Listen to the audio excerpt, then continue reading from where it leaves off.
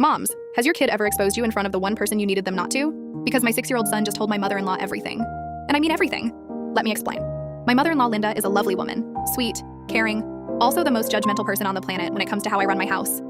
Every time she visits, she does this slow walk through the kitchen like she's a health inspector, opens cabinets, checks the fridge. One time she reorganized my pantry without asking and called it a gift.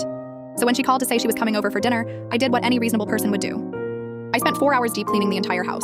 I hid the pile of laundry that had been sitting on the bedroom chair for 2 weeks inside the closet. I moved the stack of unopened mail off the counter and shoved it in a drawer. I threw a candle on so the house smelled like we had it together. I even bought fresh flowers and put them on the table like I do that regularly. I was ready. Linda walks in, looks around, and for the first time in 5 years gives me a genuine smile and says, "Wow, the house looks really nice." I almost cried. And then my son walks in from the living room, looks up at Linda and says, "Grandma, we cleaned everything because you were coming." Okay, fine, that's not so bad. But then he grabbed her hand and said, "Come, I'll show you where mommy hid all the stuff."